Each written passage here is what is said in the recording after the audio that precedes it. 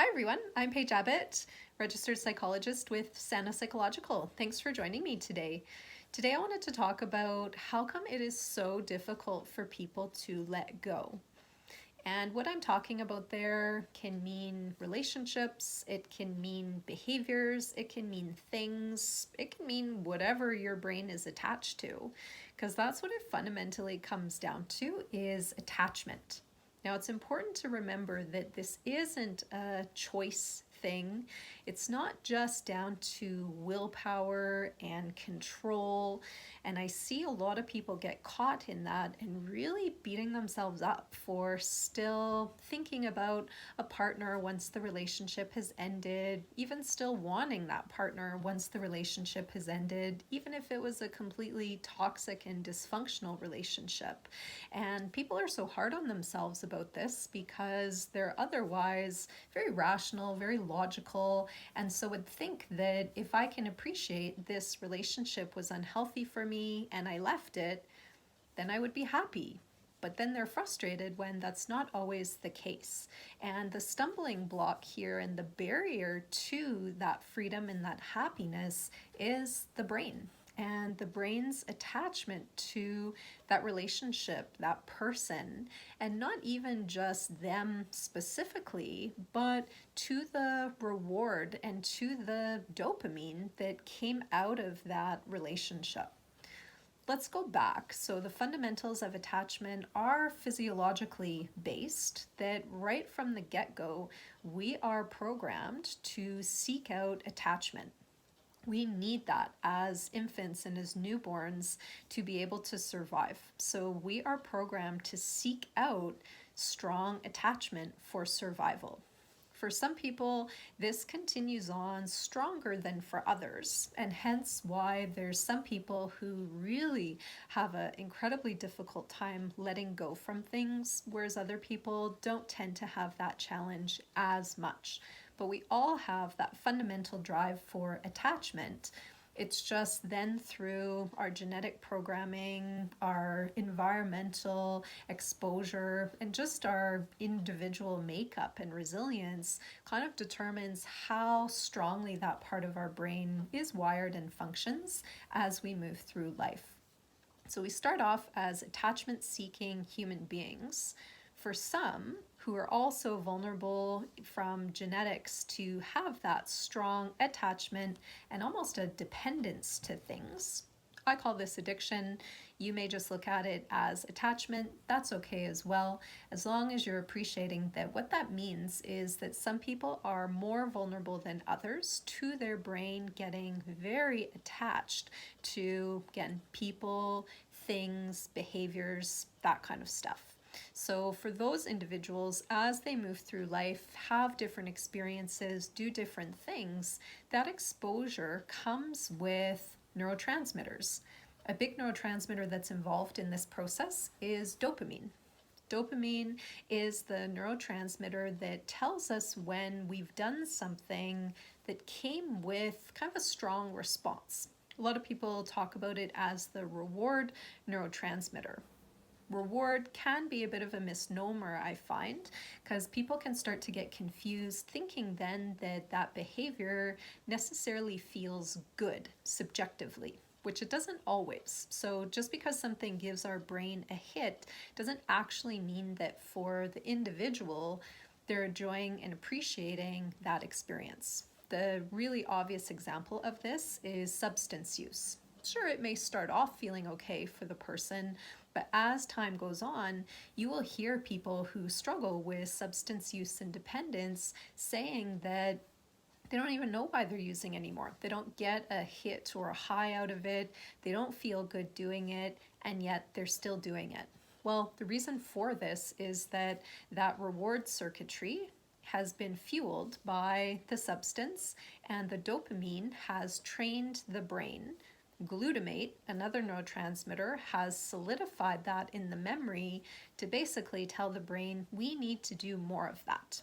The same thing can happen with relationships. So a toxic, dysfunctional, or upsetting, or frustrating, emotion-producing relationship, that produces a stronger hit of dopamine than a relationship that's peaceful, that's calm, that's tranquil, that's content, that's healthy. And so, therefore, moving out of a toxic or a dysfunctional relationship, often the brain will crave that more than if you were to exit out of a relationship that was healthier, but maybe just wasn't working for other reasons. Same thing with behaviors. So the brain gets more attached to things that come with that stronger reward potential, so a stronger release of dopamine, and that comes from intensity. So the more intense something is, the stronger the dopamine release, and therefore the more likely the brain is to get attached to that thing, whatever it happens to be. Again, that can be a person, that can be a behavior, that can be a substance, whatever it is for you. So the reason that you have a difficult time moving away and letting go from something really is rooted in the brain. Now, that always brings up the question, so what can I do about that? If this is a biological thing, how am I supposed to work with my brain to support myself in letting go? Well, I believe a first step is awareness. So hopefully some of the information in this video and other learning and therapy and research that you've done is part of that. So it's important to build that awareness that, okay, this isn't me. This isn't just a poor choice or a willpower thing. This is something that's a mechanism in my brain that I need to learn to work with. And that would then be the second step. So learning to work with that part of your brain.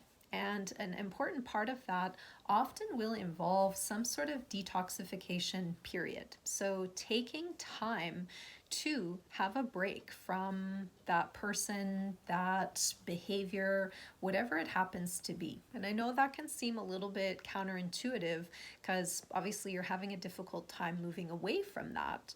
But I do find that when people have that awareness that, yeah, my brain is going to crave that person or that behavior or that substance, it does help them to draw some boundaries to say, okay, but I am consciously going to work on disengaging from the thoughts, the engagement, the memories, looking at texts, looking at pictures, looking at social media, engaging in that behavior so that I give my brain a chance to kind of cool down or calm down, so to speak.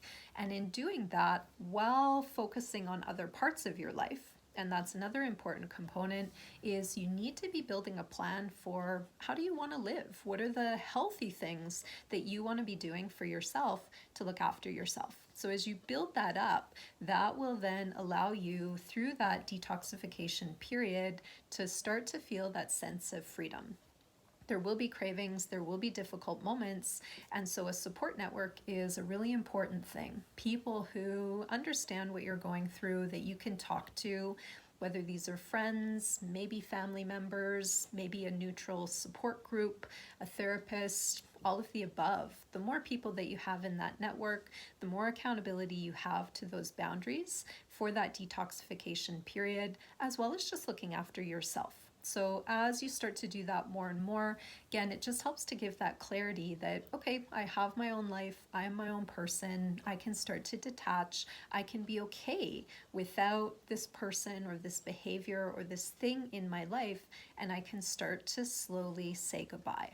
There's so many different components to this, but if you can start off with that initial plan of awareness, planning a detoxification period, as well as starting to take action on building up your own self-care and health plan, that will give you a great start in that journey of letting go. For those of you who are watching, if you are really struggling and you don't at this point have any connection with professional support, it is something I would strongly encourage you to consider, because this is something that is difficult and to go through alone. So friends, family, those sorts of non-professional supports are very helpful, but you may also benefit from seeking out some professional support to guide you through that process of detachment, letting go, and coming to a place of acceptance and embracing and enjoying your own life. So just remember that self-help resources and videos are not a substitute for the professional support that's available, and I would encourage you to keep that in mind. Thank you so much for watching. I hope that this gives you some valuable information that serves you in your journey of starting to let go. And I know that this is a topic I will talk about in future. If you're interested in reading that blog post article that I mentioned on the dopamine chase, I will post a link in the description below so that you have that information. And while you're there, feel free to check out some of the other articles that I've written on that blog. And thanks so much for watching this video. Please do subscribe to the channel so that you can be updated and receive notifications if you'd like on any new videos that come your way. Again, thanks so much for watching. I wish you all the best in your journey of detachment. Bye for now.